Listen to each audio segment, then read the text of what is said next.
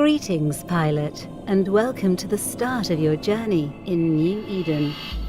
You're about to take your first steps as an immortal capsuleer in a universe of wonders, dangers, choices, and opportunities. Someday you might lead a fleet of warships into battle, be the influential force behind a corporation, or discover natural riches at the edge of known space.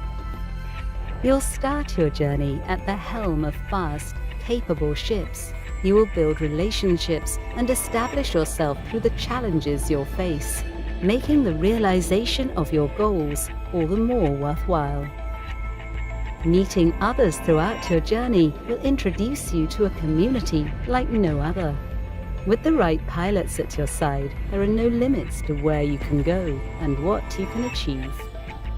Whether you're mining valuable materials in far-flung systems for your empire, or waging high-stakes battles for control of desirable worlds, the risks involved will determine the rewards.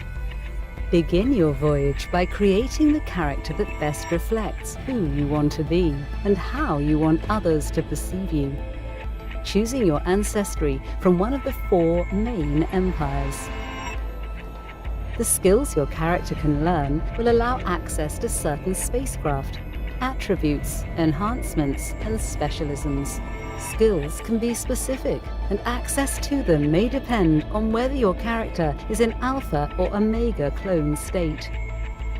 When you have created your character, your mentor will guide your first steps, offering you direction and initial purpose. Follow this advice to obtain essential knowledge as well as earning your first rewards. Afterwards, you can accept a variety of tasks offered by the agency. Develop your abilities through career agent missions, take part in the resource wars, and much more. There are a variety of session types. Some are short and accessible, while others are longer and more in-depth. This will enable you to experience many aspects of the main professions and can set you on a path to your chosen career. In EVE, there is power in numbers and specialization.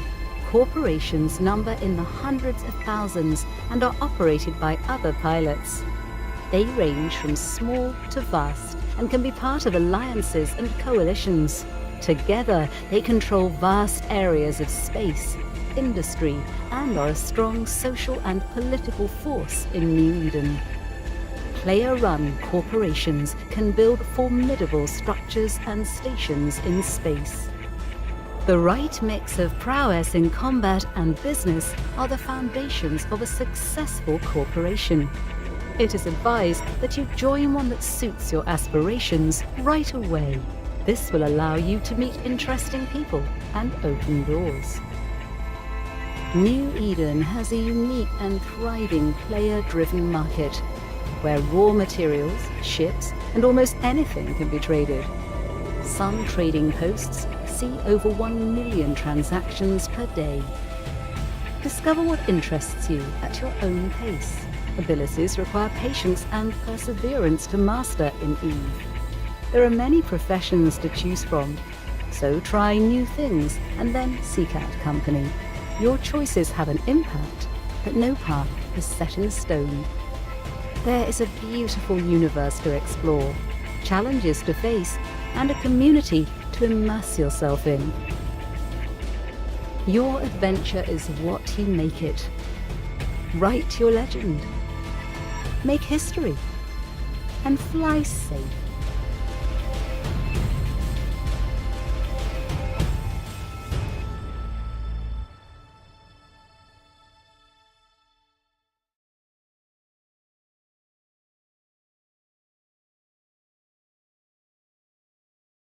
Well, hello everyone. Welcome to the Mind Clash Podcast, episode 62. I think I'm going to call this one Eat, Sleep, Crab, Repeat. If anyone knows that song, it's a funny song. Yeah, we're talking about bots this week. We've got some beautiful guests to join us to talk about bots. We got Lohan, who wrote a nice long article about it. We're going to get into all of that. We'll have everyone introduce themselves. We'll start with my co-host this week, Orion.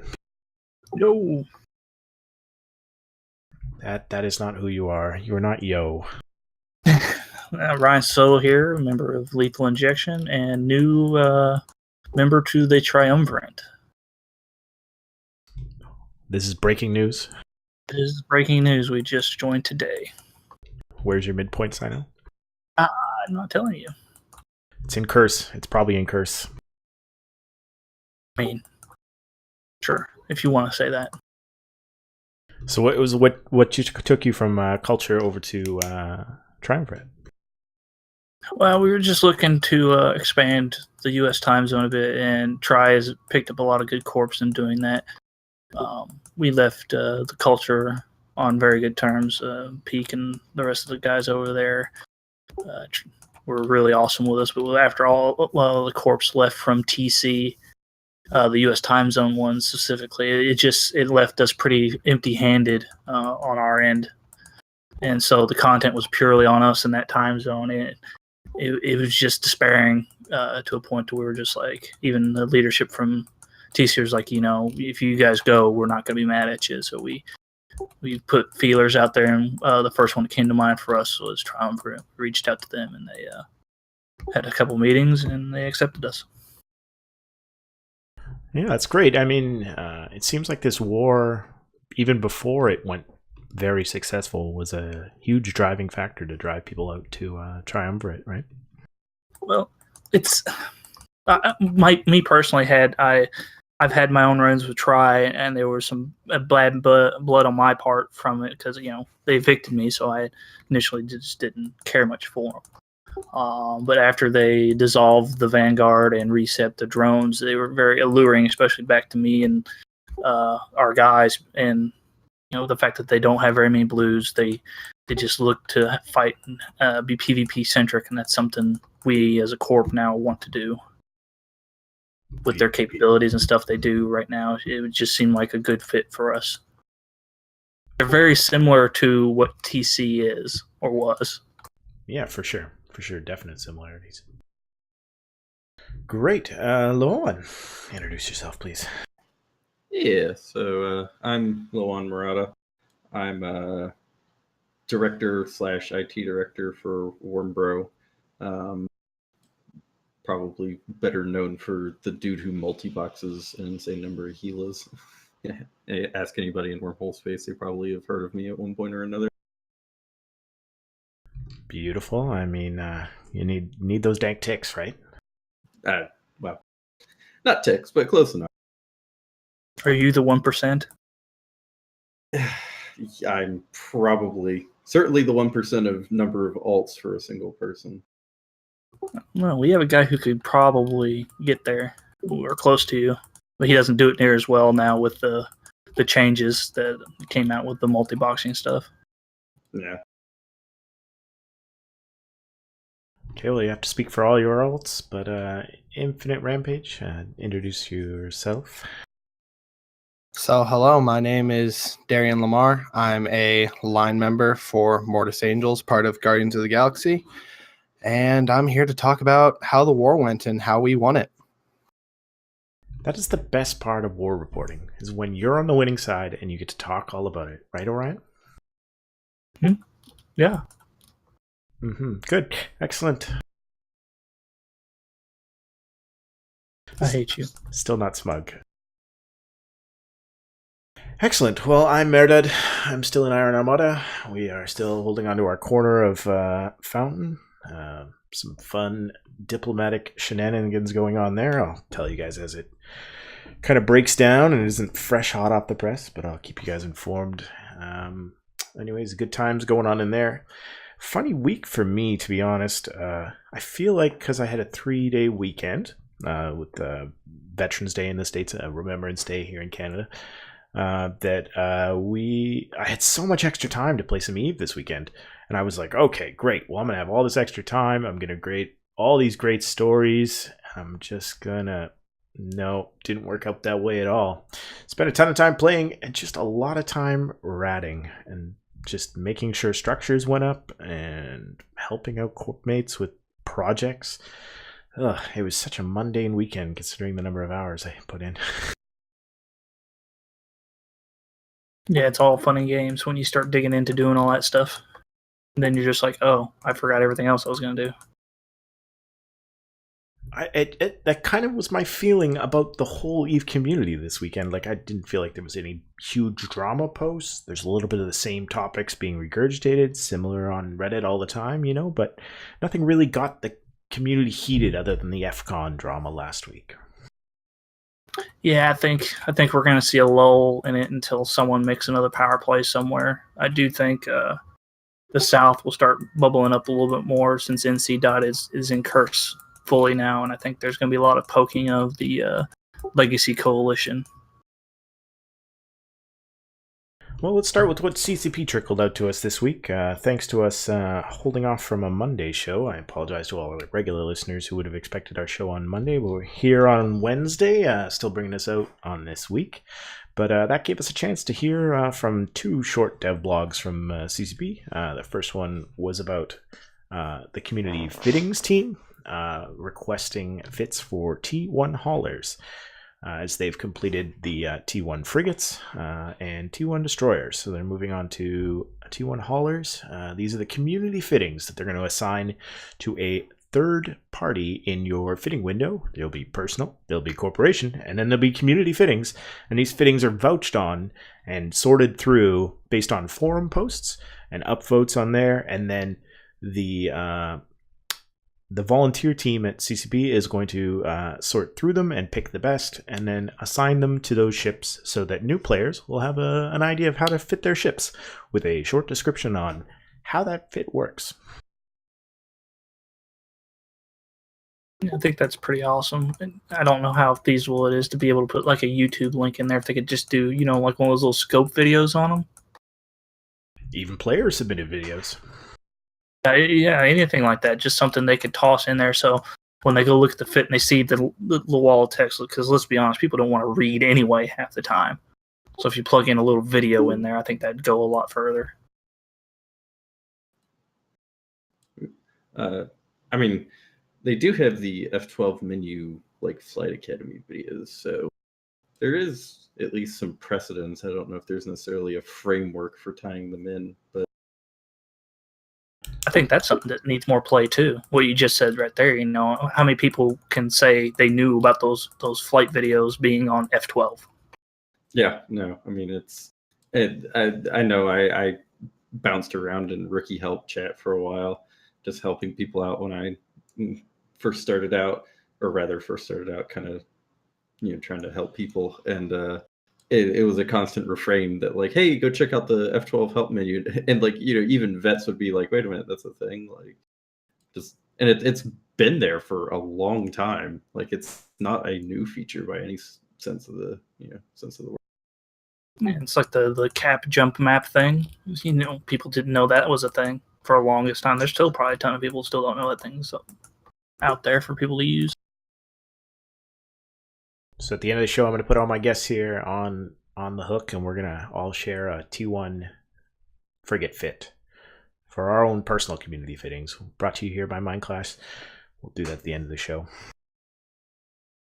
The other CCP devlog came out this week was a new feature that they are bringing out to support alpha players, probably in time for the December alpha release and changes, which include alphas being able to use battle cruisers, battleships, and T2 weapons up to medium, and then T1 battleship size weapons, which is the Alpha Daily Booster. Now, this is a cheap booster, similar to a limited skill point booster, but instead of receiving these from players who have extracted SP from their characters, you'll buy this directly from CCP, and it'll be 20 plex, 20 new plex, so not all that much. You'll buy it from CCP, and you can use one per day. And the current design allows for 50,000 skill points, which is approximately 1 day's training if you've got it pretty well set up. So I did see some posts on Reddit showing the comparison numbers between using skill injectors, using a maxed out perfect selection of your skill points, perfect what's the word I'm thinking of? Remap. That terrible thing I've never actually ever fucking used. I've used it once, I think. God damn it, I hate that feature. Anyways, rant over.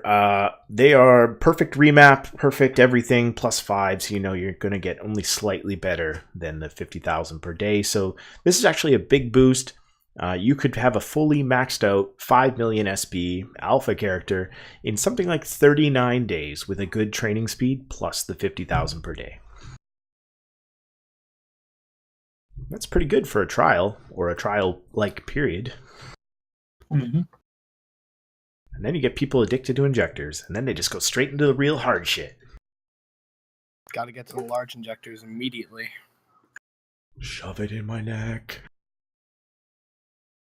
Yeah, I think it's actually a good thing that they give these little tidbits of training things to alphas, because as it is, alpha training is ridiculously slow right now. And if they're going to get so many more skill options, they need some way to actually be able to catch up to Omega accounts, even if in like a small way. So this is around a design feature where CCP wanted to increase the speed and the rate of alpha training without changing your subscription status, because changing your subscription status is a big leap, right? So this alpha booster doesn't actually put you into Omega. It just allows you to train a little bit more SP.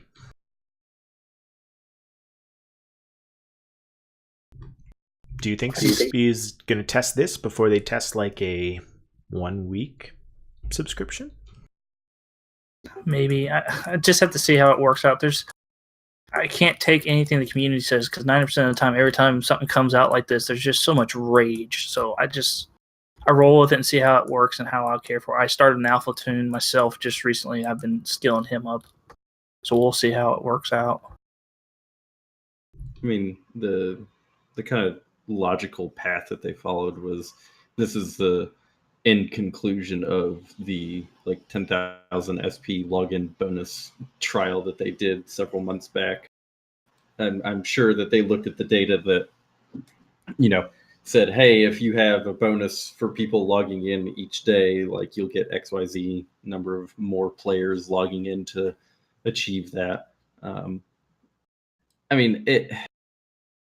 On the one hand, like, I think the way the numbers line up versus like the real world cost of the actual Plex, which as you mentioned, there's been posts kind of breaking down like, here's how much training time versus how much actual like real money investment that's worth, and so on. And I think on that level, on the math level, it's balanced as reasonably well as you could expect, assuming, like, hey, we start with the idea, we want this feature with like 50,000 skill points. How do we make that work? That being said, like, as other people have pointed out, the notion that CCP is generating SP out of thin air for microtransactions, because these aren't created by players, they're just pulled out of the store.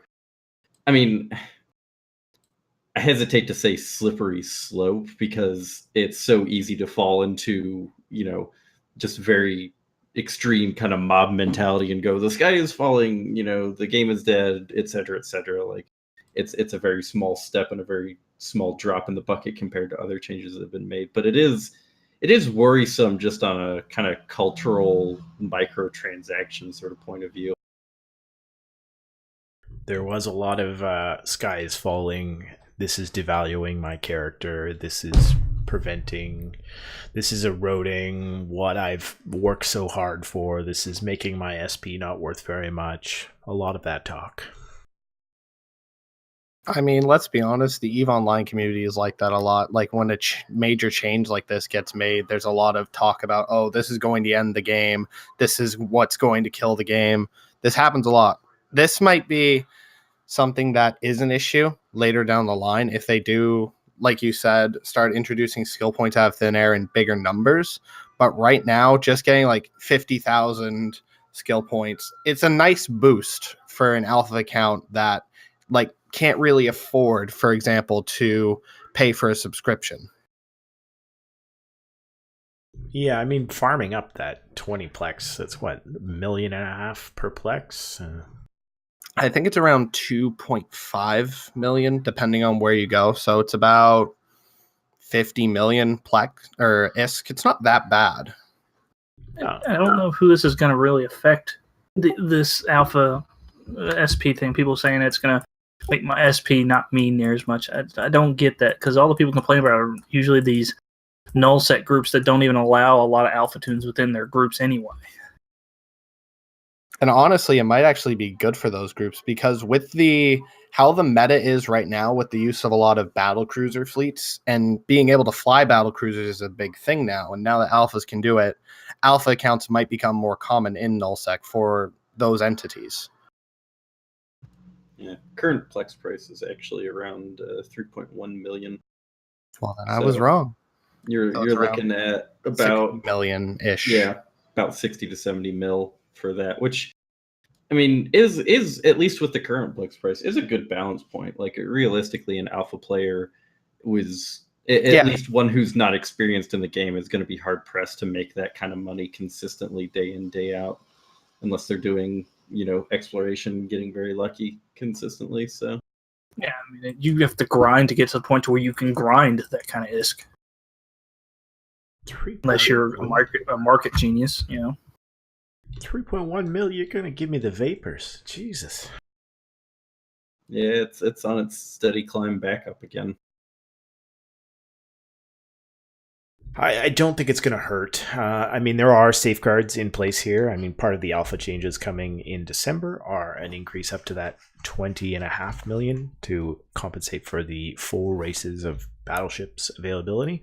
So with these alpha injectors, you won't be able to push yourself over 5 million without upgrading to an Omega status. So, like, you're still going to max out. You're still going to be an alpha character. Doesn't matter how many unallocated skill points you have. And some of the other fears, like, are already dealt with within the alpha system, right? Can alphas use Sinos? No, they cannot. I don't know. I don't think that's in the skill point thing. That was one of the specific things I think they may have actually called out as why they were very cautious about small chunks of Omega time subscription, because of issues like, okay, if I can get a day's worth of subscription, Omega on a character, even if it's, almost a brand new character, you can very quickly generate fresh Sino alts and just recreate them like that. And you use very small investments to get the Sino skill on those alts. Whereas, currently you have to actually invest 1.5 bill into the character just to get that functionality. Yeah, and I think that's dangerous for, like, new hunting characters or new spies or new AWOXers. But as far as buying your way into being good at EVE Online, I think everyone's of the agreement that you can't. And it's just impossible. And don't even bother trying. I mean, you can get the fanciest ship you want, but if you meet someone who actually has experience at PvP, you're still going to get your ass kicked. And then there's 3 levels above that. Yeah, exactly. It's so situational. Yeah, there was a really good post this week about, it's like, it was by the Aussie guy. Oh, you mean that guy? The one guy who plays from Australia. You know his name. Otto Bismarck? No, Bam Stroker, the other guy. Oh, that guy. He made a great post about how EVE PvP is a mix, almost like gambling. It's 50% luck, it's 50% what cards are in your hand, but a lot of it is just mind games and knowing your opponent. And just paying attention.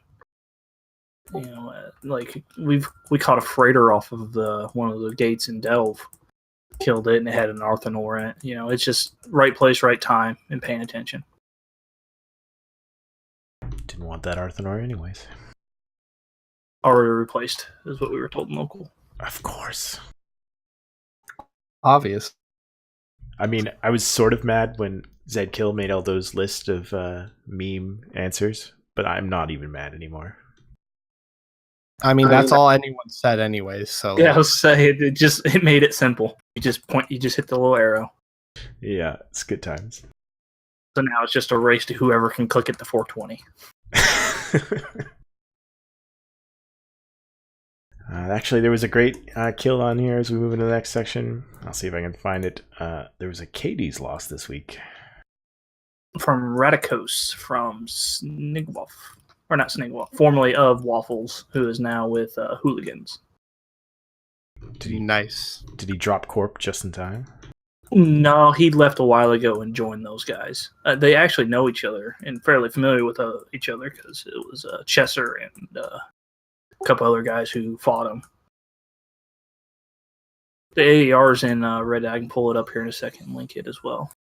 I linked the kill here in Twitch, but it was capped out here at a 121 billion ISK on Zedkill. Obviously, most of that assigned to the Alliance tournament ship value.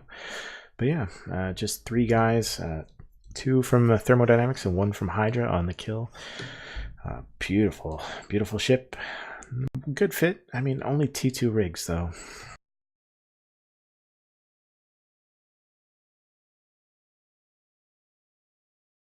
Top Reddit or Zedkill comment, obviously the horn. Obviously. Yeah, obviously.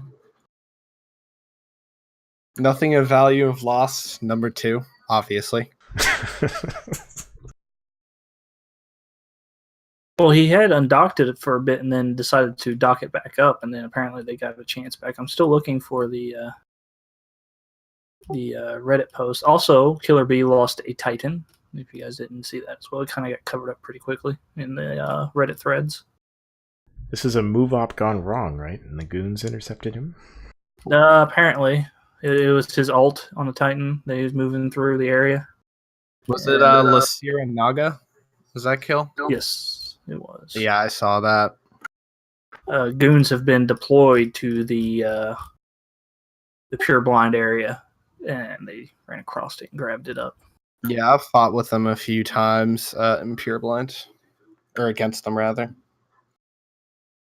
Yeah, it seems like they're just doing some content stuff, or they're not really making any pushes on anything, are they? Not really, no. I mean, they're, annoying Horde a little bit more. They aren't really going after our territory, though. Yeah, I've noticed Horde has upticked a lot of it. Since their contract is done with the DRF, they're in mass there. They've been lobbing us a little bit stronger than normal. That's a newer SIG from Goons, I think. What are they called? It's not Space Violence? No, it's a different name. It's like some really memey name. Fuck, I can't even remember. I saw them on Twitter. Or not Twitter. On Reddit posting looking for new people. Because why use the Goon forums? Nobody reads them anyways. But yeah, they're probably staged out of those systems set up by Space Violence. Similar kind of SIG by the sounds of it. Slightly different time zone, perhaps. There's the Reddit thread linked to the KDs. But yeah, Radicos was a former member of Thermodynamics as well. I forgot about that part. Until they all knew one another. And then probably the best fit of the week went to the Revenant that was lost in Noonan. Yeah, I linked that in the Twitch chat. That was quite the fit. Very high quality. He had all inertial stabilizers in the lows, all cap rechargers in the mids, and a proto cloak in the high. Well, when you got to move a ship of that caliber, you don't settle for anything there. You go for the best cap recharging stuff. Must have been a sale because there was no even modules in the fitting bays. Yeah, the top comment is RMT. So if it's on Zedkill, it's got to be true. It's just true, obviously. I mean, Quiz only obviously. puts out the highest forms of data on that. I just voted for it, so and it's definitely true. So that was 101 billion loss, according to Zedkill. And are any of you guys privy to the story behind this drama that went around that Squiz had to come out on Reddit and talk about some freighter kill from like 2011 that the I price saw that. Yeah. Yeah, he was propositioned to buy, I believe, a goon to increase the value of it. Yeah, it was like 5 billion ISK, I think, something like that. Yes, I actually posted on it. I'll link you it here in a second. and it got changed to like 71 billion, right?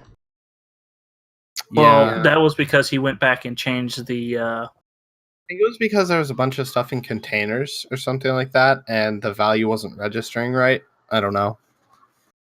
Yeah, the values weren't registering right. He finally went in there and poked at it because he had been in talks with the CCP about it before.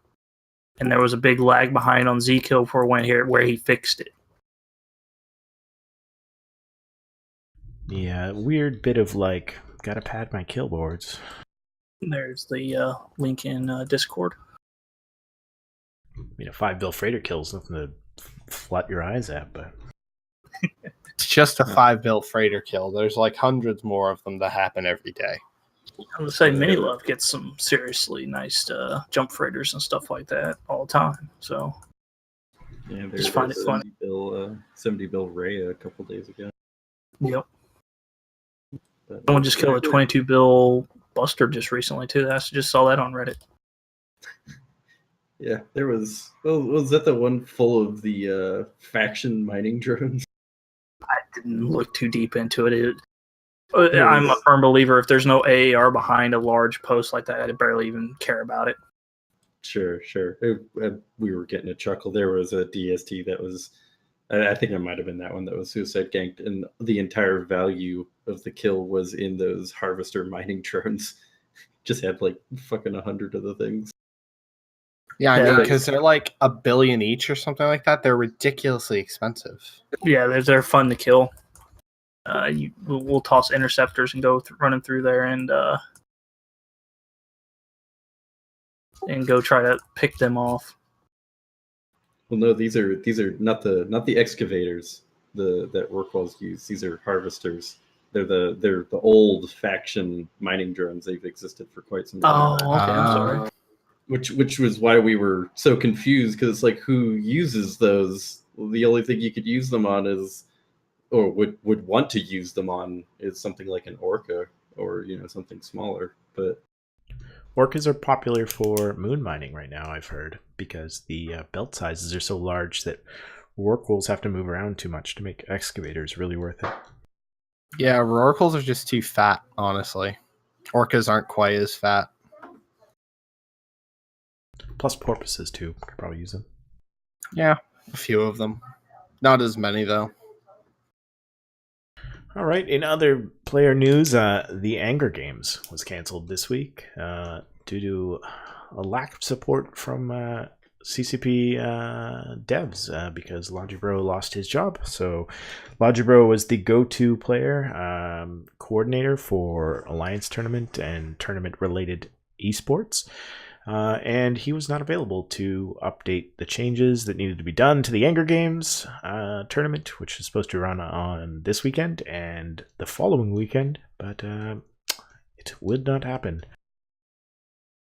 Yeah, it's sad to see all those community folks go and see that stuff down, because a lot of people get hyped up over that stuff. A good friend of, or guy I know really well, Bay RJ, who does a lot of the Eve and T stuff.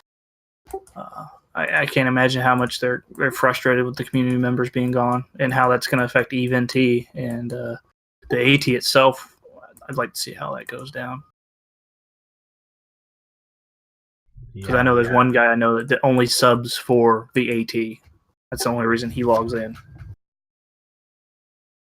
I mean, yeah, there was a pretty good debate about it between Potney and Matterall on Talking Stations this week, but I'm of the feeling that there are definitely players who their primary activity in EVE is the Alliance tournament, and that the other stuff they do on TQ is an amusing layover to hold them together between Alliance tournaments. And that's fine. If that's your playstyle, so be it. there are some high tiers of EVE gameplay that we would never actually conceptualize out on TQ, because why would you have to know the finer points of the arbitrator in a 5v5 setting when you could just bring 3 more maulers? Doesn't Or you can just bring a Falcon ult, and you don't have to care about anything ever. or 6. Dishonor brew.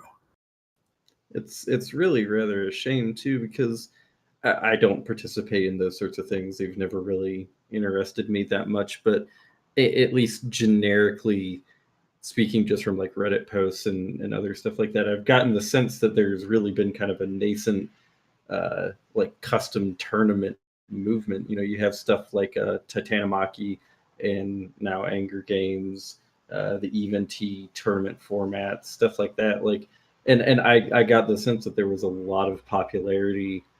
Just that, you know, you could jump into these little, you know, throwaway ships. You know, the rules will always be different depending on the tournament you're in. You know, if you're focused on small gang, you can choose a tournament that's more like that. If you want to do like kind of a free-for-all brawl, you can do Titanomachy. And with the removal of the community team, I think we're really going to see kind of the wind taken out of the sails of a lot of those groups, because they relied on that team setting up. The name of the server escapes me now. I can't think of which one that is, but the third server besides Sissy that they use for all those events. And that's really rather a shame that that's effectively going to be killed off now, since, you know, I mean, I saw a post earlier about Fozzy being responsible for handing out AT ship prizes and such now, because there's, you know, just not enough people on deck for the community team to handle the workload.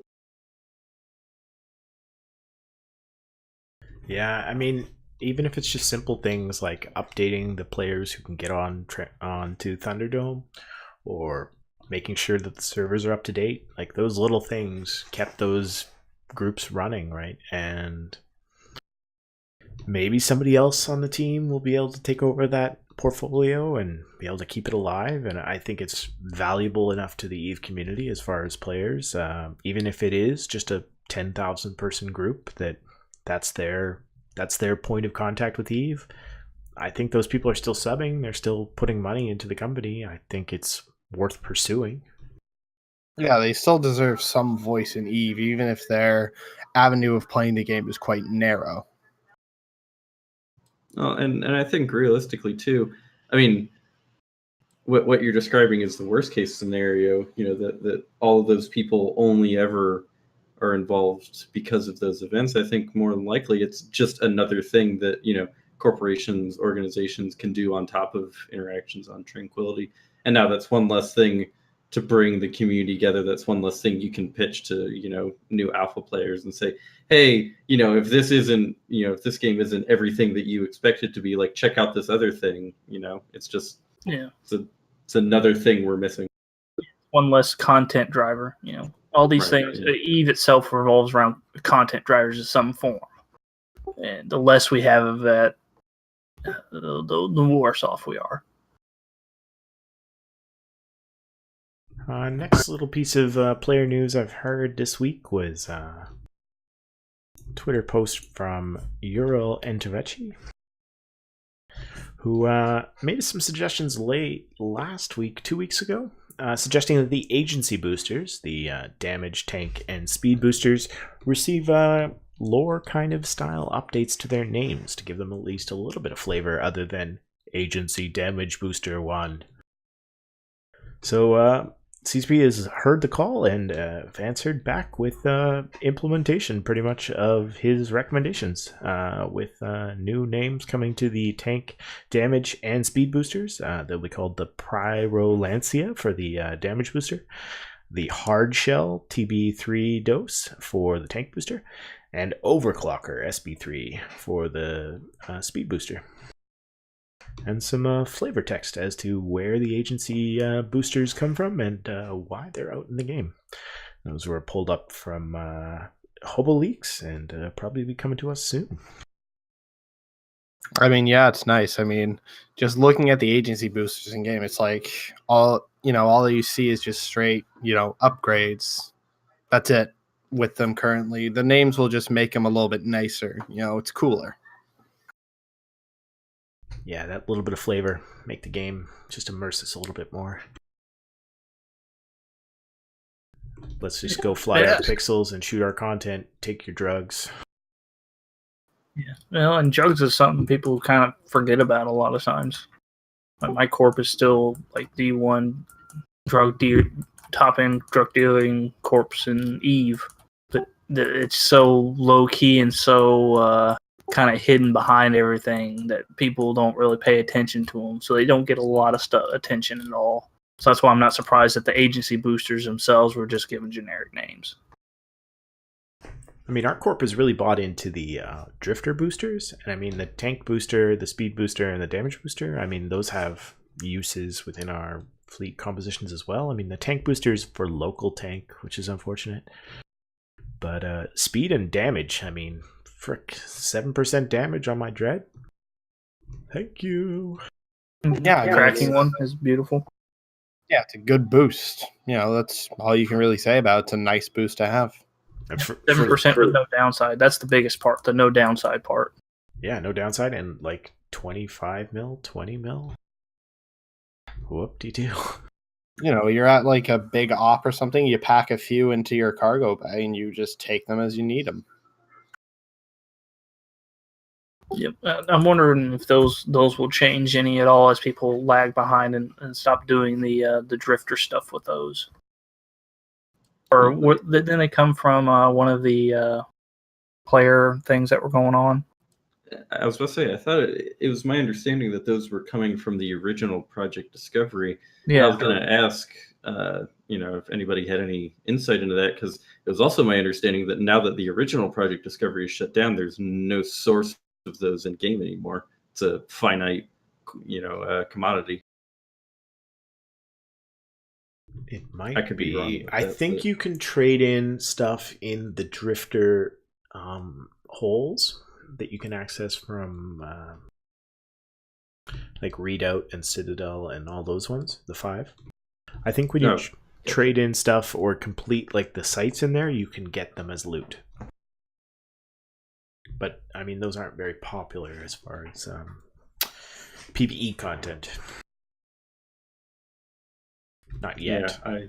Yeah, I would assume the vast majority of them were coming from people doing Project Discovery and farming the Sisters of Eve LP and AK points that let you buy them.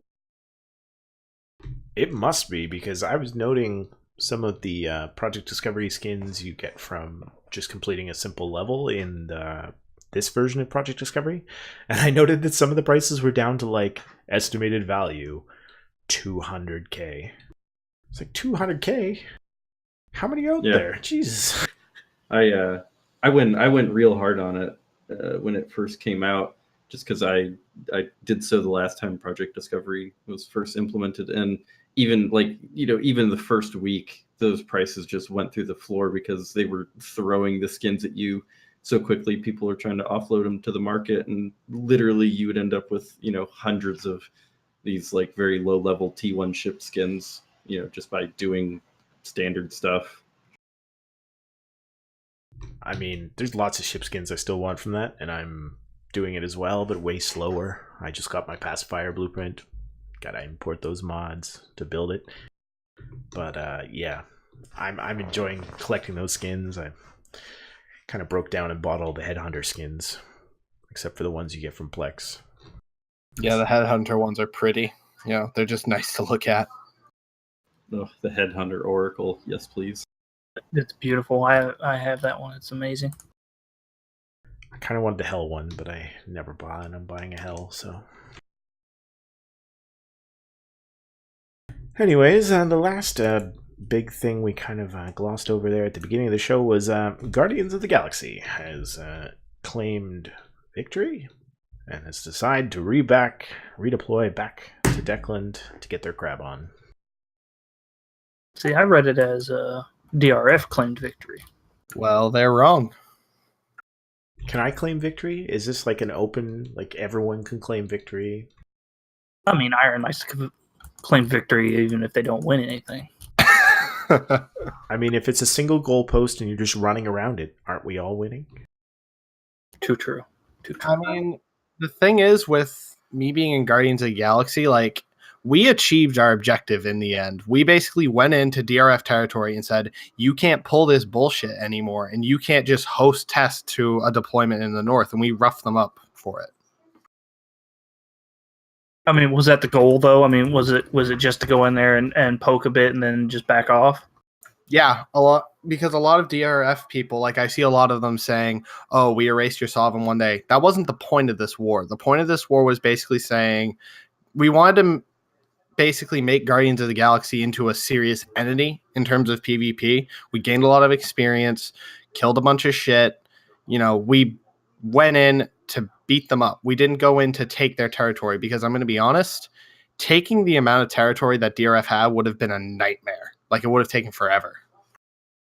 Well, at the pace and the things you guys were doing with it, I would have thought so as well. You guys just didn't seem like you had the ball in Toastus-wise. I mean, 7 regions? That's easy. Well, you can set it on Yeah. fire. It's the matter of flipping that all over into objectives that you can take. You know, we created over 150 timers in the DRF area.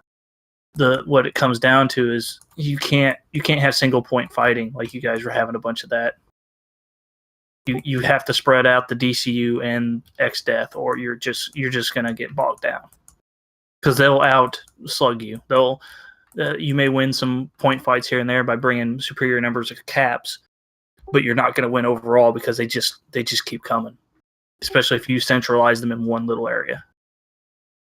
Yeah, I mean, I remember at the 83 Taxotio fight that we had, one of our carrier pilots made like a funny BR, but he had a point of truth in it where he said, we managed to bomb out their Abaddon fleet, but he said they came back like radiation in Chernobyl, and that was right. They could just keep reshipping, you know. Yeah, That's they came back the thing, hard right? with dreads, right? They just, like, some guys were losing like 5 each in that MTO fight. Yeah, there was a lot of fighting going on in like MTO area as well with the Keepstar fight. I wasn't there for that one, unfortunately. I did miss that fight. Yeah, I mean, I didn't know what you guys' objectives were, but for quote unquote what it seemed like to be an invasion, I thought it just wasn't to be. Like, I called it 3 weeks ago that this war was going to be over before the end of the month or before the middle of November. Yeah, I mean, as far as I understand from what Sword Dragon said, it wasn't supposed to be a big invasion. Like, we weren't going to take over territory. We just wanted to get in there and basically make DRF pay a little bit for allowing tests to deploy. I guess, but I mean, did you really? I mean, you killed the Sotio. That's nice, but can you confirm anything was in builds or anything like that? There were dreadnoughts in build, yeah, because they needed to establish some form of capital control in the north. I mean, was it worth the Keepstar sacrifice, though? I mean, ultimately, probably not. But you know what? I think most of our alliance enjoyed, fighting in this in the north as well, which was a big thing. Was it successful? Not really, per se. It wasn't the most successful war ever, but we learned a lot from it, I think. Yeah, that's a good thing if you guys learned something from it. But I wanted to see if what the goals were was the big thing for me, because I didn't really see anything achieved from the outside looking in on it.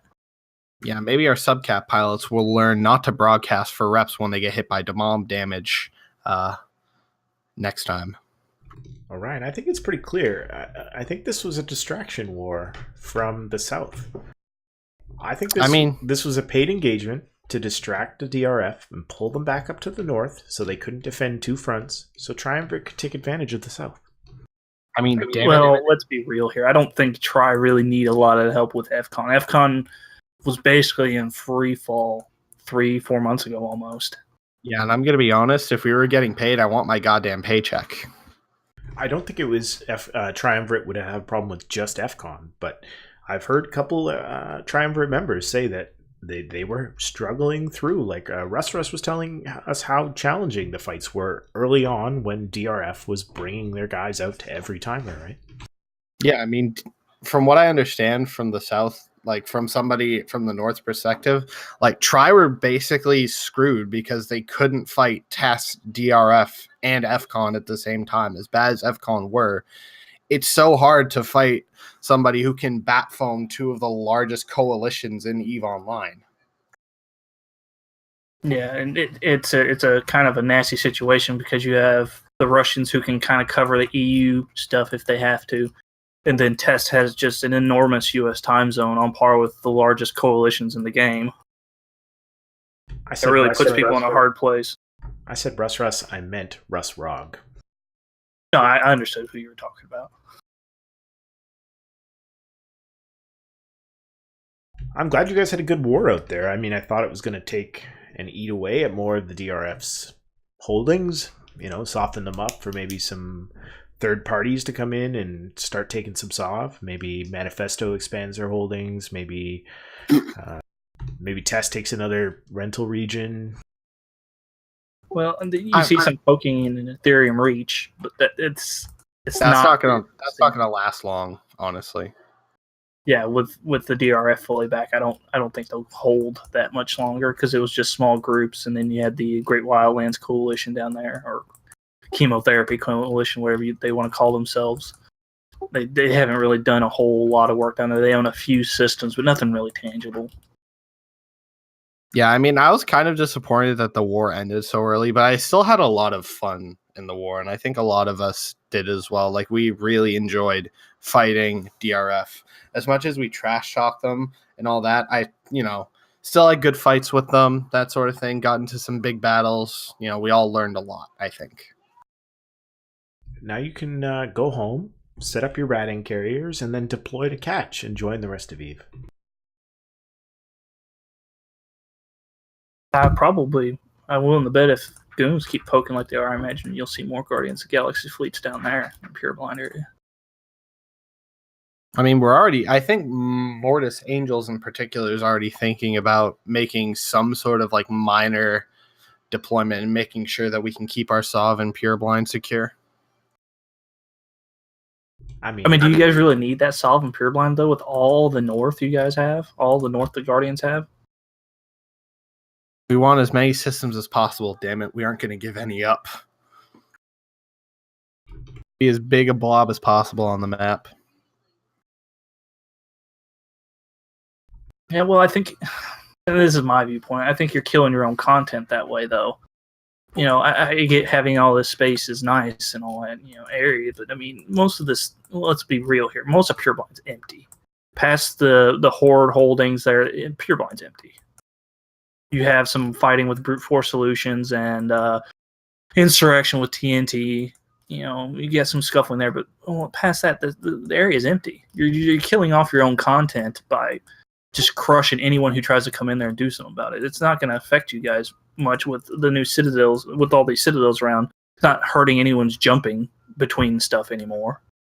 Yeah, I mean, the problem is with Mortis specifically, we don't have a lot of systems outside of Pure Blind, right? We have I think 7 or 8 in Deckline, and then all the shit we have in Pure Blind. So it's kind of our biggest region. Even though that's empty, we do kind of need to defend it a little bit.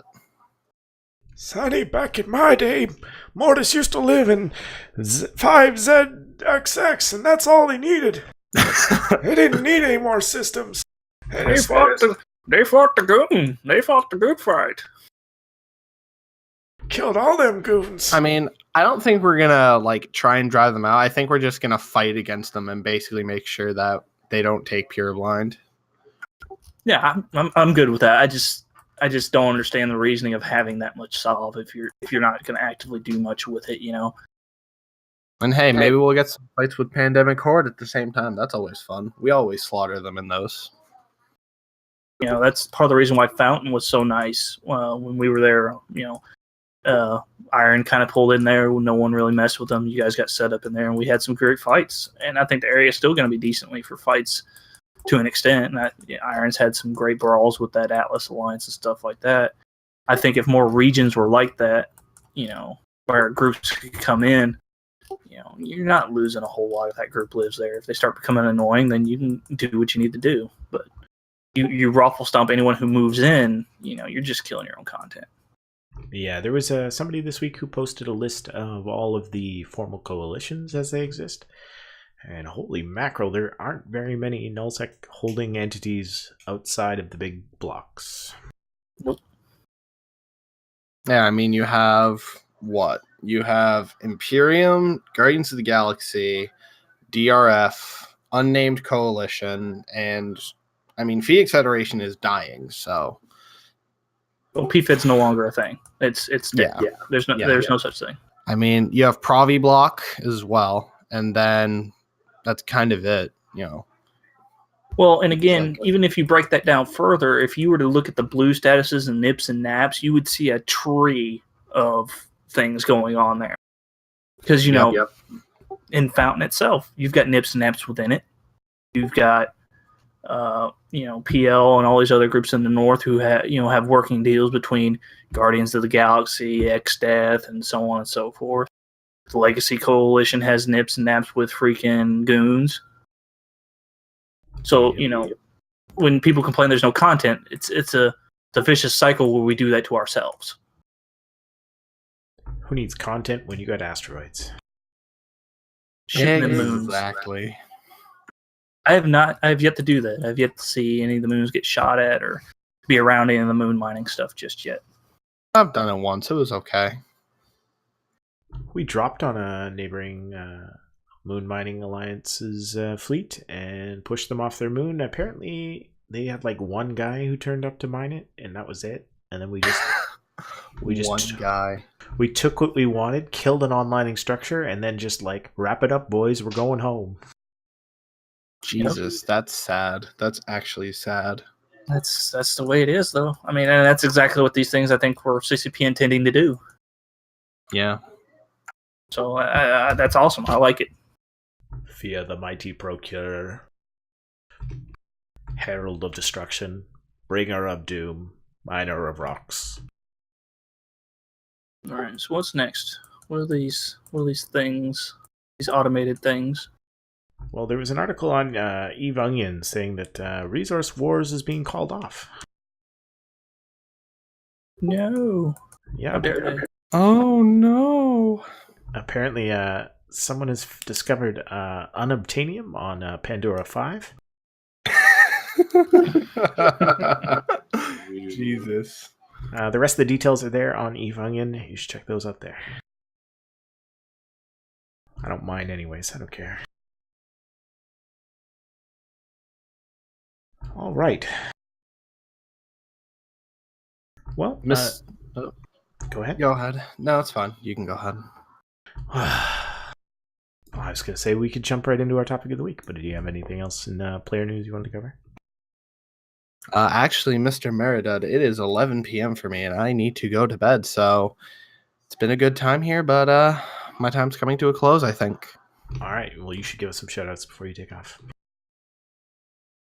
Shout out to my corporation, Deep Space Erection. Also, shout out to Mortis Angels. Best corporation, best alliance in the game, in the world.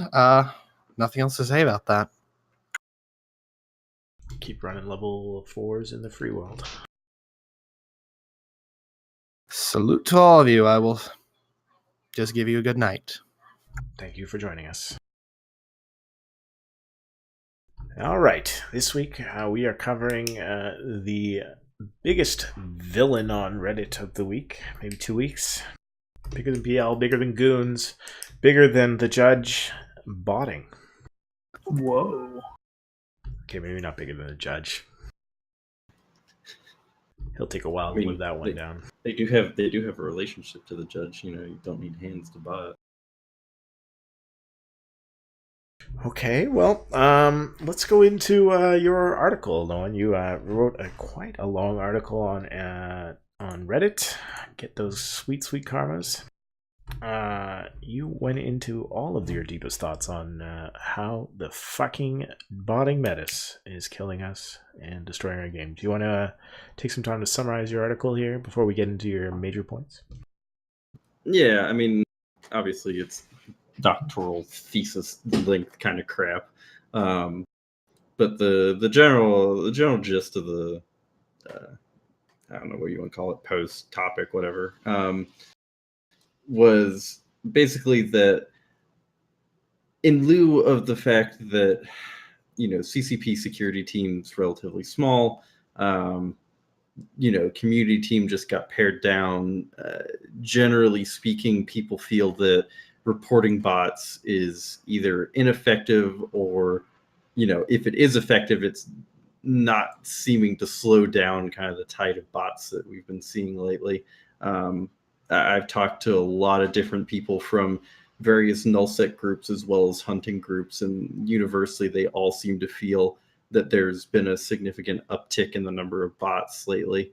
Whether there's factual numbers to back that up or not, it's hard to say. But regardless, if there's a community sentiment that something's happening, it needs to be addressed in some way, even if it's not entirely true. But the summary, as such, given that line of thought, is basically a proposition of 3 mechanical changes that don't necessarily introduce any new mechanics per se, but rather reuse old mechanics in different ways to try and make botting more difficult for people to design the bots around, and hopefully not impact the game in such a extreme way, that you kill some sort of gameplay off while trying to also fix the botting issue.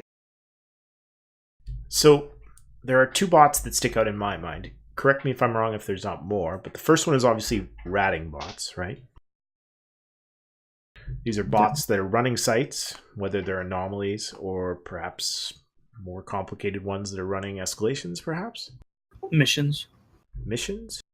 Mm-hmm. These are just programs running the same programmed sites. The NPCs are all the same, so you can just set it to a certain number of actions and it'll accomplish that task with ultimate precision, correct? Generally speaking, yeah.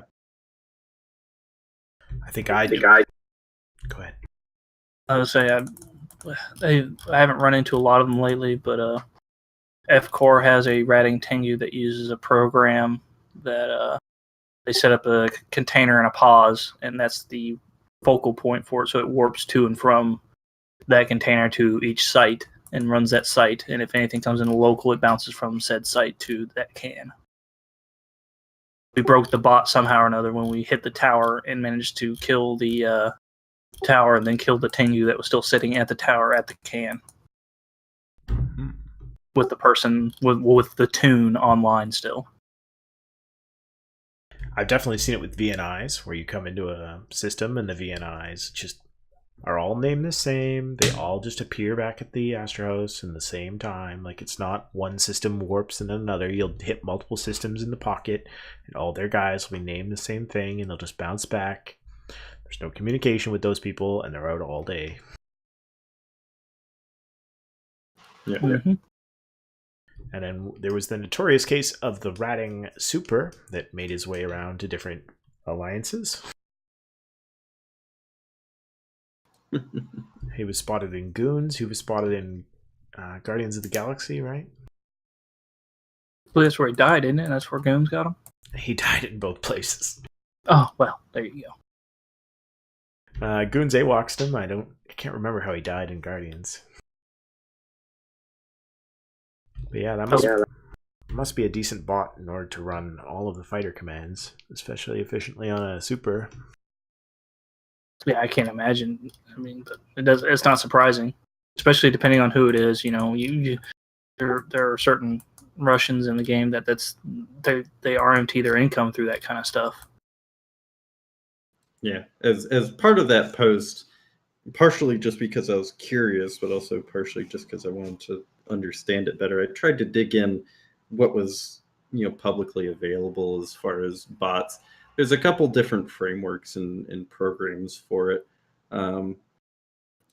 Basically, it boils down to a certain level of technical proficiency. You need to understand some computer science kind of related stuff as far as memory reading and that sort of thing. But realistically, especially with in particular one open source framework, sky's the limit as far as what you can accomplish with a bot. It's just a matter of how much time you're willing to invest, in terms of developing the actual program that it's going to run. It's very much a kind of quirky sort of system to work with, but once you understand the core components of what they've created and what they're working with, it's relatively easy to throw something together. Obviously the number of actions that you want it to take means that the program will scale kind of exponentially in terms of effort you need to put out to make it work properly. But that's kind of a bit of the crux of the point of my post is the increasing that amount of effort, kind of turning the screws. So ratting bots are definitely popular. The second one that I know of personally is Intel bots. These are bots that are set up with scouts essentially in pipes or in key systems, and these automatically scrape the local data, which is generated by someone typing in there or typing into a Intel channel of some sort.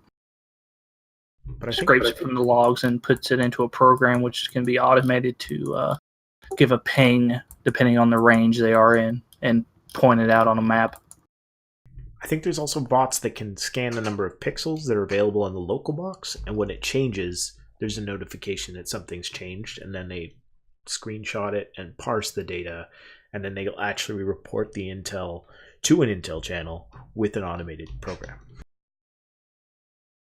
Yeah, that's as far as I'm aware, that's a bit of an older method. Like I said, most of the frameworks that exist now do straight up memory reading. They'll map the actual calls, the system level like programming calls that the game's making to certain data sets. You can pull some of that local information from logs. They can also just basically straight up read local, the data structure that the game presents as kind of quote unquote local. And, from there, it's just a matter of parsing the text that's within that framework and then spitting that back out into whatever channel you want. You can do crazy things like put it into a, out of game command channel that all your other bots monitor. It just, again, like the sky's the limit. Is if you've got programming experience, you can do whatever you really want with it.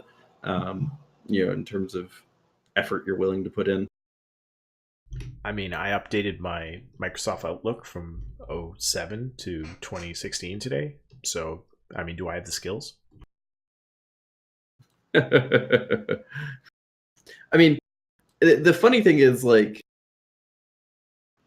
yes and no. I mean, a lot of people botting rely on other people to do that actual development work, and they'll sell basically these packages of software as individual programs, like self-contained little things. But again, I mean, the reality is, if you know what you're doing, you can tap into it and manipulate those, change them, update them, whatever you want. And with relatively little programming experience, I mean, the Intel bot is arguably the easiest one to create because it's literally just parsing text and then spitting that text back out. That's, very, very simple, regardless of what language, even programming experience. There's, a million and one ways to do that. So I'm not saying I want to, but is there any other like bots, key bots that are really popular? Is there ones for industry? Industry, I'm not sure. Again, I mean, the issue is it's hard to say what exists and who is doing what, because I mean, obviously these groups are secretive. I personally don't have any contact with anybody that I know of who has outright said like, yes, I'm running botting programs like XYZ. So I don't have firsthand experience with what these groups or individuals are actually doing, but based on the parameters that I saw within kind of some of the existing stuff, could someone do that? Yes. Is someone doing that? It all depends on, uh, how much effort are they willing to put in versus what they're getting out of it. Could you do industry with it? Probably. Is it worth it? Probably not. Industry's not that active of a task to begin with. You're talking about, in the case of like doing BPO research or something like that, literal months sometimes. Whereas, are there market trader bots? Absolutely, because there's a shit ton of money to be made in even just margin trading, let alone any other forms of market manipulation or trading. And again, like it's all relatively simple stuff. The most complex bots are the anomaly ratting bots, simply because they have to have a very large decision tree. They have to be able to react. Oh, there's someone in local. How long do I wait before I go back to ratting? Am I flagging this person in local? I.e., do I have a database of like known hunters and stuff like that? Am I doing D-scanning to see if they've anchored a bubble? Where am I warping? What am I targeting? Et cetera, et cetera, et cetera. For every step that you could conceive of when you go out and rat, someone has to actually codify that, put that into the program, and then make that, work properly. Oh, I hadn't thought about that. Like, there must be decision trees to like warp to one of 5 sapes, then warp to the pos. Right, exactly. And I mean, those bots exist. People have talked about that being a thing. So, again, clearly someone is doing it. They've put out the effort. But who's doing that, where that's coming from, it's hard to say. These groups, they don't openly advertise these sorts of things for obvious reasons. No, of course. I mean, I've heard public advertising of the Intel bots, but right. And I mean, as you said, like, screen scraping, pinging on pixel notifications, you don't even necessarily need a quote unquote bot framework to do some of that stuff. There's a lot of kind of in between, stuff. Some people, certainly, even people who don't necessarily break any real major rules, there's lots of people out there that'll use stuff like on top replica to monitor local chat on like an alt that they're using. That's technically against the EULA. You're not allowed to do things like that depending on how you lay it out.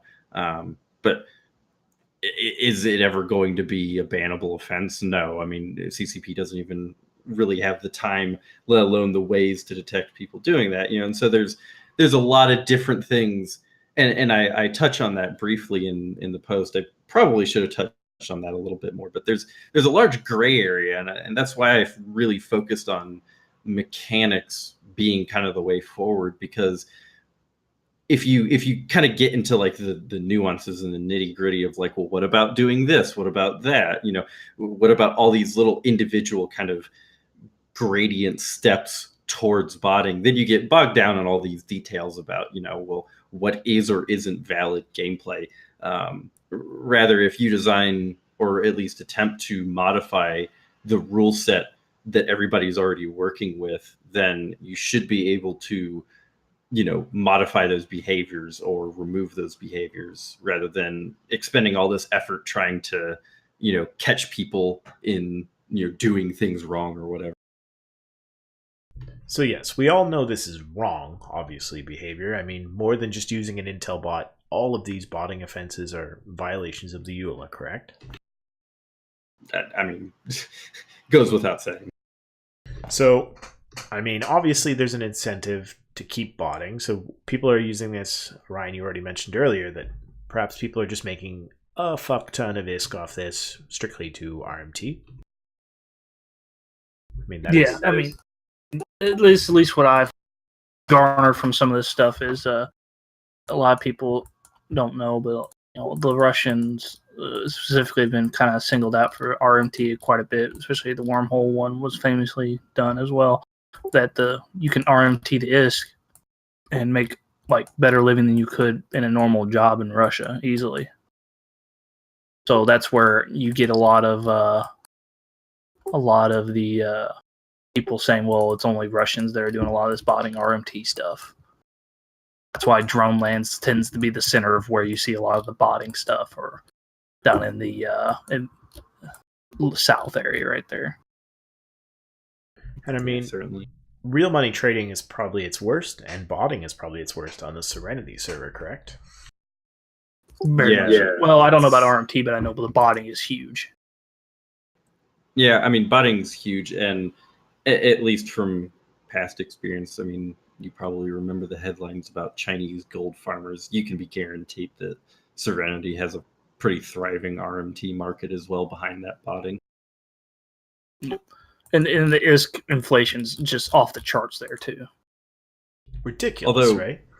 On a side tangent, someone dropped this just kind of casually in conversation the other day. Apparently, Serenity has closed character creation. And if you look on Dotlan, Fraternity, the Chinese alliance on Tranquility, like in the last 15 days, they've gained over 1,000 members. Like their numbers are rapidly expanding. If you look in the past 3 months, they've gone from like 1,000 people to over 4,000 members. I don't know. Again, I just something that got dropped in conversation. I don't know if there's any veracity to that, if that's actually what's happening. But it based on the numbers that Dotlan is showing, it seems like there's sort of a diaspora of Serenity players moving to Tranquility and joining the kind of premier Chinese speaking alliance. Yeah, you can see in the numbers from FRT has grown quite a bit lately. I don't know if they're Chinese or not, but I'm seeing a lot more Asian influence groups growing quite a bit lately. Which, I mean, given CCP's stance on localization recently, I wouldn't be terribly surprised if they're looking at shuttering Serenity. It's my understanding, just kind of vaguely, that the situation that enabled Serenity to exist in the first place, some of the Chinese laws around that have either been modified or removed, and there's just not as much of an incentive to run kind of a Chinese server anymore because there's really no need for it. I'm checking out EVE Offline right now, and I don't see a difference in their numbers over the past 3 months, but I'm not seeing a new character creation, so Yeah, and like I said, maybe that's just weird, number fluctuations and hearsay. I mean, But interesting maybe little anecdote. Serenity is just all bots. Maybe the bots live on. Maybe they log themselves on. So you're telling me, what's his name from? What is it? Clarion Call is a bot now.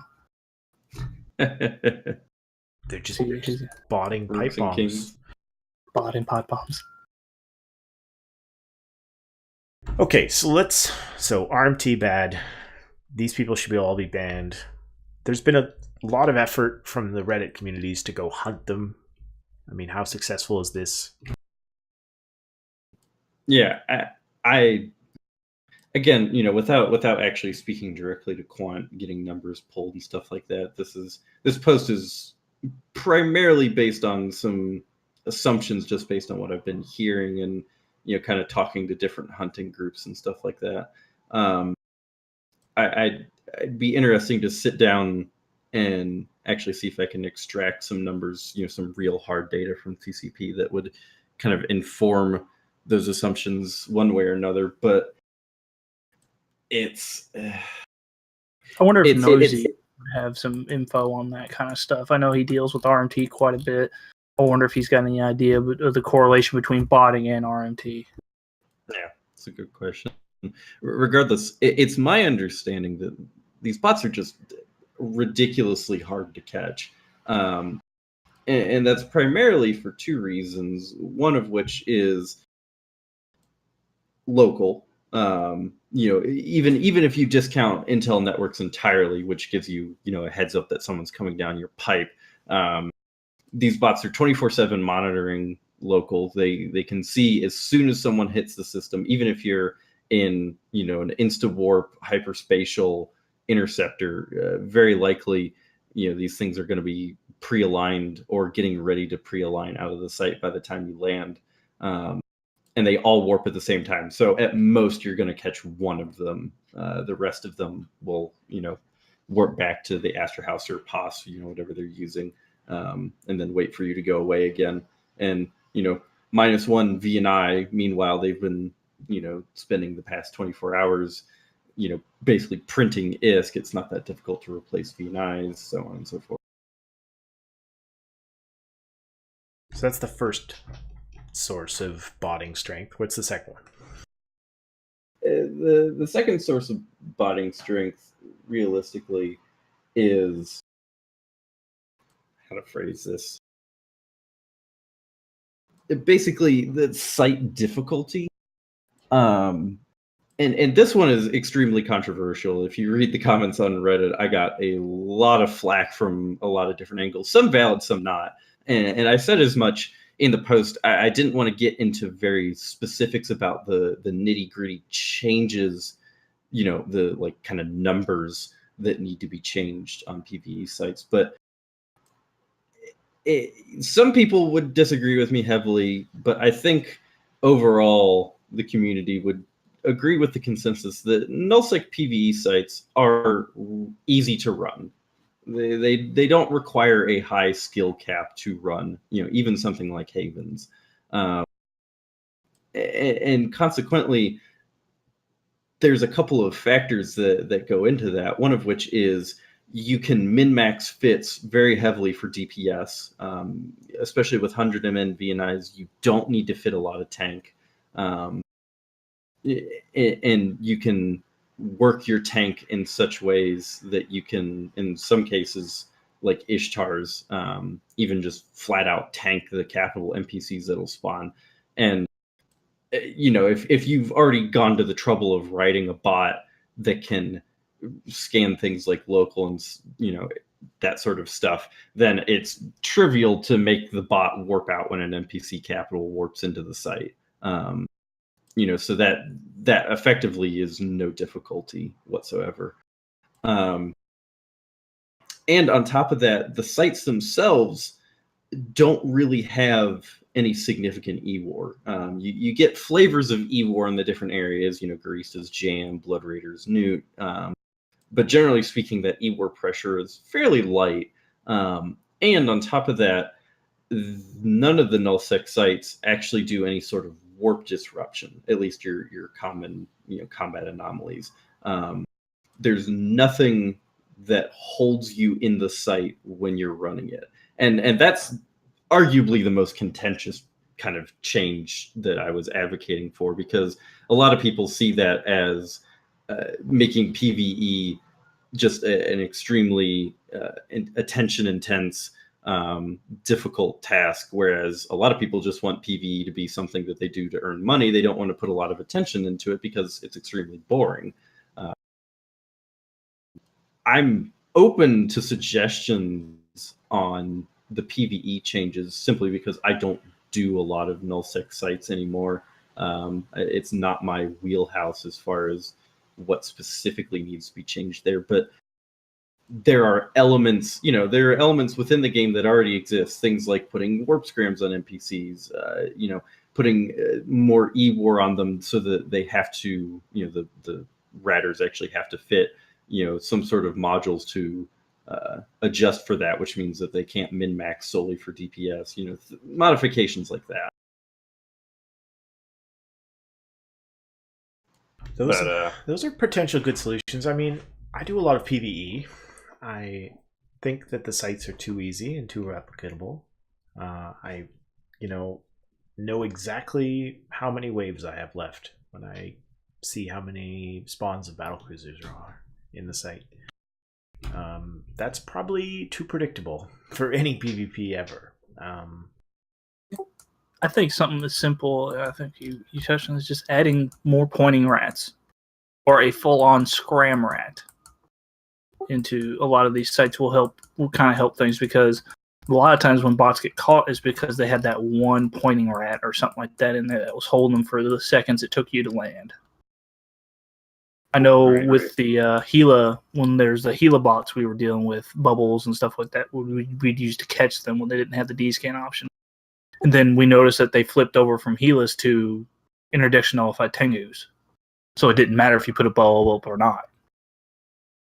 Right. Yeah, and it's definitely a cat and mouse game. But I specifically advocated for the changes to local and the changes to PvE, and I tried to emphasize this a lot because those things exist in the game. The ask of the post to CCP devs is take what already exists and simply tweak it, put it in a different way, make some adjustments, kind of turn the dials. Whereas a lot of responses to my post, unfortunately, I think missed that, because I saw suggestions ranging from as far as, well, why don't sites have a interdiction bubble in them that you have to hack to turn off? While that's an interesting idea, just solely from the perspective of, hey, CCP dev, go implement that. It's just a crazy ask to say, like, hey, why don't we do that? Whereas adding a warp scram to an NPC rat, they already have the tooling to do that. Burner rats exist in the game, so it's not anything insane, like legacy code wise, to say, like, hey, can't you add some scrams to NPCs? Yeah. I was very amused to see that when they released the numbers of people who participated in the agency events, that there was a stark drop when they introduced the agency event that had the sleeper drones, which neuted webbed. They didn't scram, they just neuted and webbed, but you needed to bring the right fit to tackle and deal with those rats, and often you had to bring 2 characters to make it really effective, unless you were going to go big or go home. So there were very, very, very few people who ran those sites. Yeah, I think it was the juice worth the squeeze, though, with those sites as well.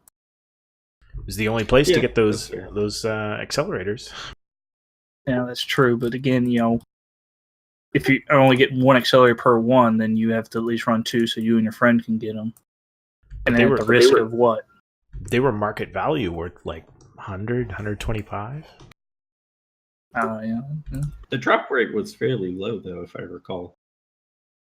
Or rather, you had to do several of them to get the... Yeah, because I can't remember the reaction. I just don't remember it was very good. From what the overall gist I got from it, people thought it just wasn't worth doing because you didn't get a lot out of it for all the work you had to put into it. Yeah, and I'll couch all of this by saying, some of the accusations in the Reddit thread were basically, oh, you're a fucking wormholer, like, get out of here. And I a little bit agree with that sentiment, because, I day to day do a lot of stuff in wormholes, but, I talk to a lot of different people. I've done nullsec hunting before. I've done blops hunting before. I've gotten feedback from a lot of different groups in different areas of space when I wrote that post. Wormhole PvE is very different than nullsec PvE. There's no doubt about that. And it's very lucrative by comparison. But it's also very attention intensive. You cannot AFK wormhole sites. It's just not possible. Even if you did, chances are you would die doing it, either to the rats or to someone decloaking on you and fragging you. And I get the argument that a lot of people made, which was basically, PvE is boring. Why are you forcing me to pay more attention to it, when all I want to do is ignore it and make money so I can go do things that I actually enjoy, like PvP. And that's fair to a certain degree. Unfortunately, I think in order to fix some of the problems of botting, you have to introduce some of that friction. PvE currently in nullsec is so easily botted because PvE is easy. If you want to remove some of those issues, you logically speaking, have to make it more difficult, because otherwise, the decision tree that the bot makes is a very simple one. It's the same decision tree that you're making. Is someone in local? Okay, warp away. Problem solved. And so with my experience in kind of what happens in wormhole PvE and looking at kind of the difficulty scale of that, I took some of those ideas that they brought to the table, good ideas, and tried to, kind of tweak them and see where they could fit into nullsec PvE. One thing I will say, just as an aside too, if for some reason CCP actually does take those suggestions to heart and they do look at putting more warp disruptors or scrams in sites, please use actual scrams, because ask any wormhole group what PvE ship they hate trying to catch the most, and it's going to be rattlesnakes with MJDs every fucking time. People are very quickly going to figure out that if you can just MJD out from underneath a rat's warp disruption, you should definitely do that if you don't have any other option. I mean, they have other systems within the game that they've recently implemented that they could expand upon and bring to other PvE content if the community wouldn't flip their shit. Because, like, the resource... you're talking about Eve, right? I'm aware. Okay, just making sure you're talking about the same game. I mean, the Resource Wars rats are actually quite smart, and they're quite challenging to fight. They're no sloughs. Like, you actually have to fight them decently. You can't just waste your time and ignore them. They will fuck you up. Yeah, and definitely that was a consideration. The new Sotios, the new AIs they've implemented for Resource Wars, and the previous NPC mining groups before that. If CCP tomorrow said, "Hey, we're implementing that AI across the entire game in PvE," I'd say, "Hey, problem solved. Great. We can move along with our lives." Unfortunately, like you said, I think community sentiment is a large portion of why that's not going to happen. But also, too, that's just a lot of PvE to rework with all those AIs in mind. That's going to mean effectively touching every class of ANOM, across every flavor of region and so on and so forth, as well as even potentially DED sites and the like. That's a pretty tall order. And so that's, again, as I mentioned before, kind of why I chose the specific mechanics and stuff that I suggested, because hopefully, I don't have the technical background that an actual CCP dev is going to have with the code base, but hopefully, none of those things are going to actually be that difficult to implement. The other consideration, too, is also, I'm sure those NPCs use up relatively larger amounts of CPU time on the cluster. If they were to implement that across every ANOM in the game, you think about how many people are ratting at any given time. There's actually a probably pretty significant spike in the usage of CPU resources on Tranquility. So I don't know if they've looked into that. I assume they have, but I'm sorry, I must parrot the comment from Dave B in chat here. We have to get on the anti-botting train, boys. Yeah, that train is like 3-4 blocks away, but it's so loud when my windows are open. And apparently driving super slow and just loves the horn. Well, it's a residential area, so they're forced to drive like 25 miles an hour or whatever and honk every 5 seconds because there's 50 million crossings. Every intersection gets a nice long train whistle. Apoth notes in chat here as well that Larkin apparently confirmed with the announce of the Blood Raider sites originally that the new AI was going to replace all of the old Eve PvE ships eventually, but I mean, Yeah, I believe he actually said that at FanFest, which I attended this year, and I mean, I was very excited when he said that because I was like, hey, this is great. I mean, wormhole sites, despite being more difficult, have many similar problems to nullsec sites. Primarily, the triggers are well documented and known. You can once you've done a couple of them, you can pretty much run them, blind. You don't need any sort of great knowledge to know how to run them the most optimal way.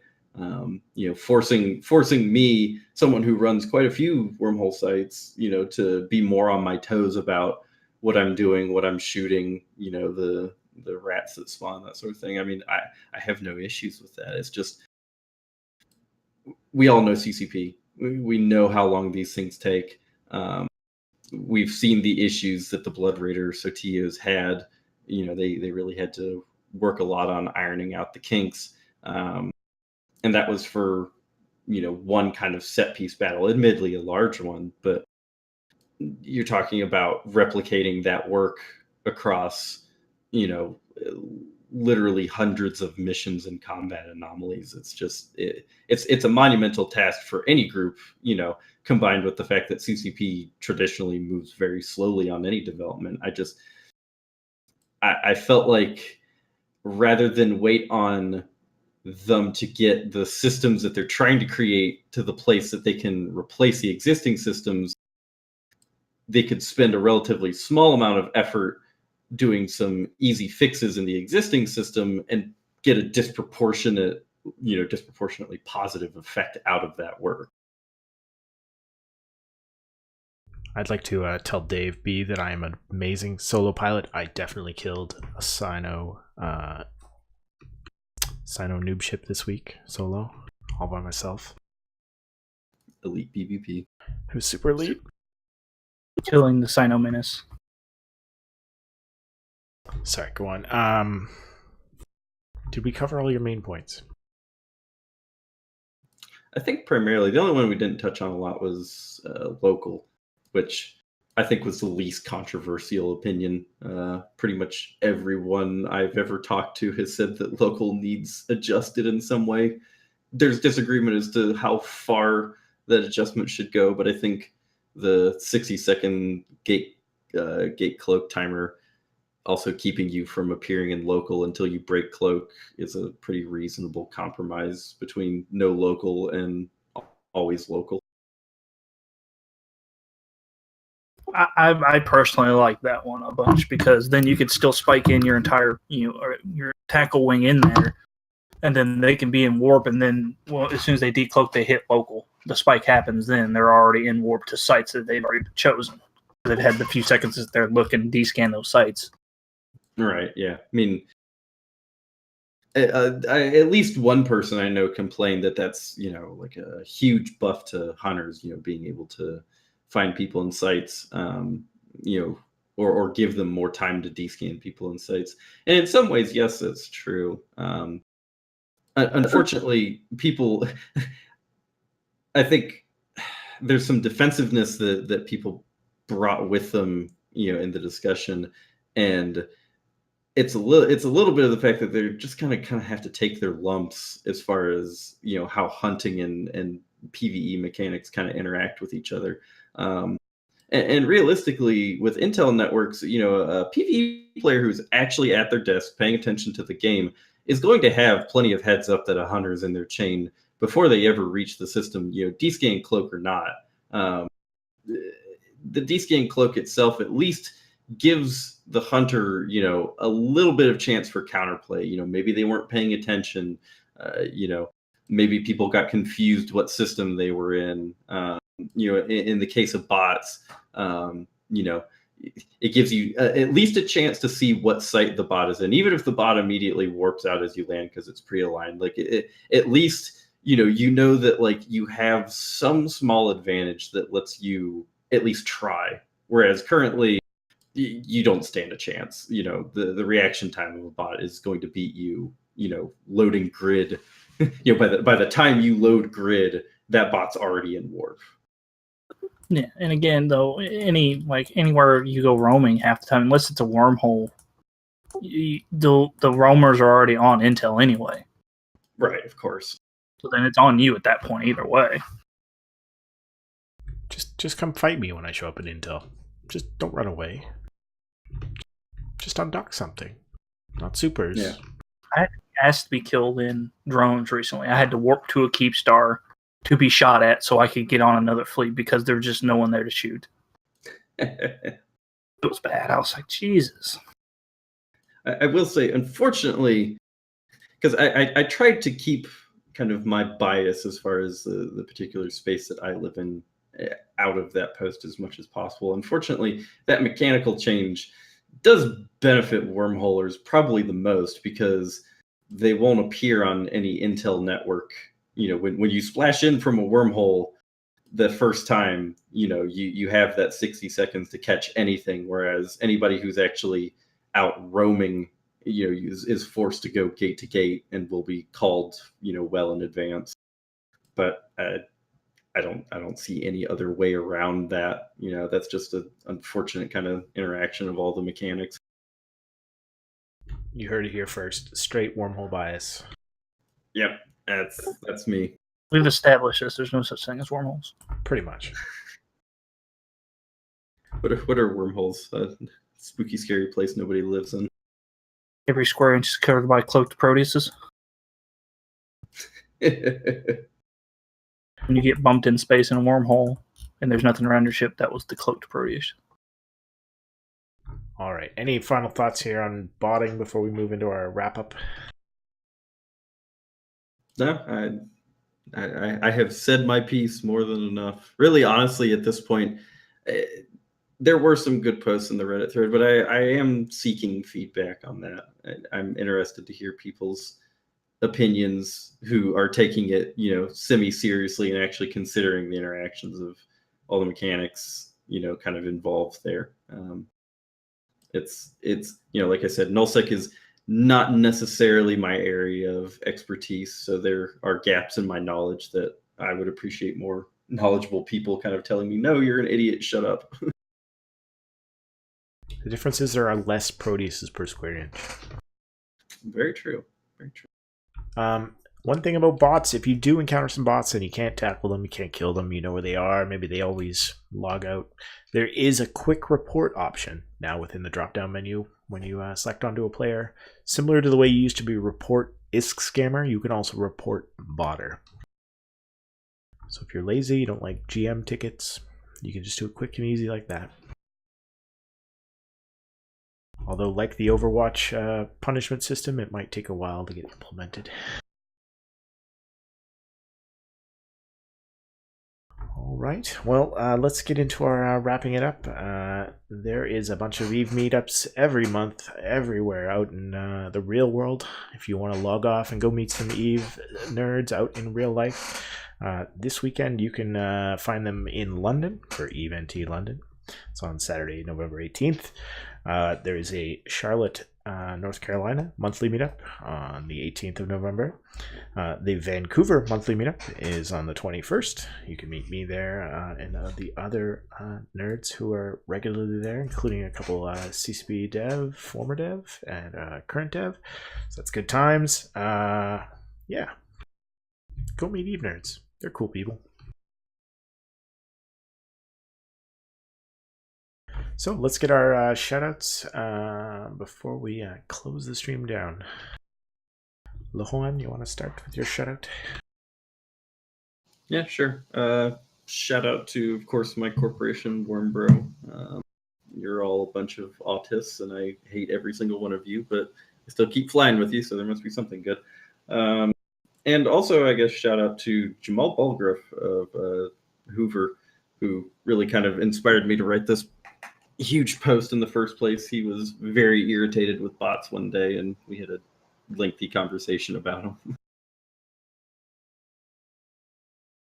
A wild star, that's Vancouver, Washington, or Vancouver, Canada. Sorry if you couldn't tell by my stupid accent, eh? Silly Canadians. Orion, your shout out. Shout out to my Corp Lethal Injection and to my new alliance mates over in Triumvirate. Thank you all. Thank you for letting us in. Hopefully we do some good things together. Don't crush them. Don't fail cascade them, Orion. What? I mean, Don't do at it. least we're not good pets. You know, that's a thing. Oh. The shade. Anyways. You did it. I wouldn't bring no shade here. You did it. So dark. Thank you for all of our new followers. We've pushed past 300 followers on the Twitch stream. Thank you very much. If you listen to the show in post, you can check us out on twitch.tv/MindClashLive. You can catch us live Monday nights typically. I don't know why we're on the strange Wednesday night. Blame Remembrance Day. Don't blame Remembrance Day. Thank veterans.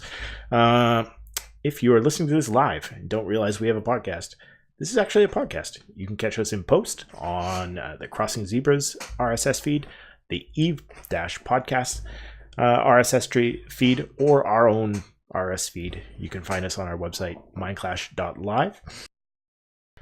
Thank you to all of our followers to our new Twitter account. We've been posting a lot of the show announcements there, other than just mine and Kale's Twitter feeds. If you are not already in our Discord and you just need another Discord to really fill up your Discord list, come hang out in our Discord. We talk the shit during the week. I barely ever ping, except on tonight, and then I get yelled at by everyone for pinging. We talk about the show. We talk about what's going on in Eve. We throw shade at each other. We post cool kill mails, and we try not to let LT Stuffs run the freaking chat. So thank you all for tuning in live. Thank you all for listening in post. We'll see you next week. We're always open for new show topics and new guests. So if you have a cool topic you want to come talk about, we can find some guests to support you. We can have different viewpoints. We can have you yell at your favorite enemy right here live on stream. Or you can just talk about something you enjoy, something fun to do. We'd love to hear new voices. You don't have to have a great mic. You just have to come with your idea, and we'll help foster it into a real show. It could be a real show. So thank you. We'll see you next week. Last words. Lethal better than iron. We're still in Fountain.